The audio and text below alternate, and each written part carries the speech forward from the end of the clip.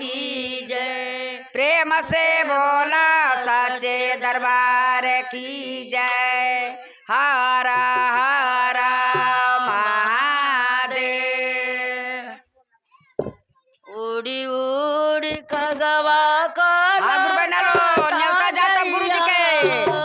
काला काता जइया ए खगवा काली मैया के खबरा जना गुरु बहिना घरवा चर्चा होला।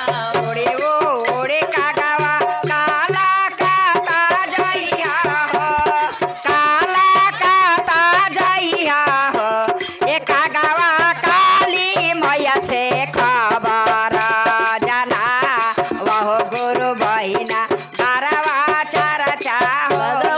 काली मैया के खबरा जना गुरु बहिना घरवा चर्चा होला। ए कागवा काली मैया से खबर जना वह गुरु बहिना घरवा चर्चा ओरे होला। ओरे कदमा बोला बाम दैया बाबा धाम दैया ए कदमा बोला जे के खबरा जनावा गुरु बहिना घरवा चर्चा होला हो। बाबा से खबर जना वह गुरु बहिना घरवा चर्चा होला। भगवा शिवा गुरु के खबरा जनावा गुरु बहिना घरवा चर्चा होला। कागवा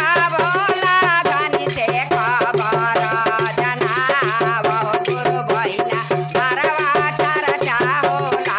ओरे ओरे कगवा राजा रा पाजैया राजा रा पाजैया ए कगवा नाम देवी के खबरा जनावा गुरु बहिना घरवा चर्चा होला। ओड़े कागवा राजा रापा जइया हो, राजा रापा जइया हो। ए कागवा नवो देवी से खबर जना वह गुरु बहिना घरवा चर्चा होला। भगवान नाम देवी के खबरा जनावा गुरु बहिना घरवा चर्चा होला।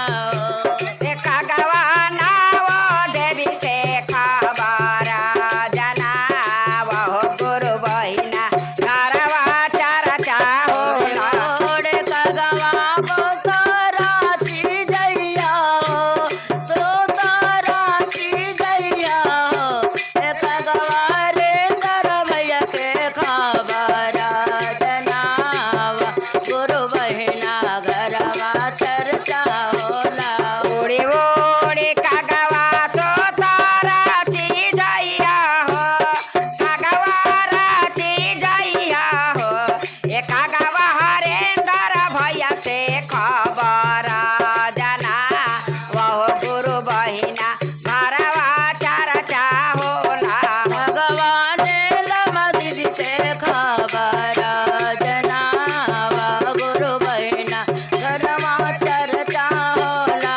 कागवा नीलम दीदी से खबर जना वह गुरु बहिना घरवा चर्चा होला।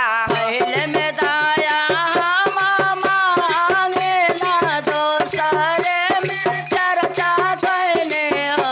ए खगवा तीसरे में नमः शिवाय प्रणाम गुरु बहिना घरवा चर्चा होला।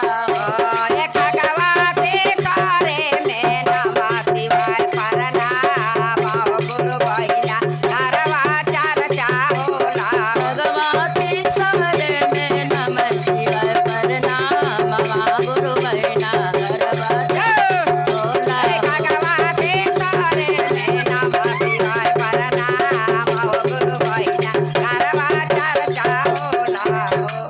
प्रेम से बोला शंकर भगवान की जय। हर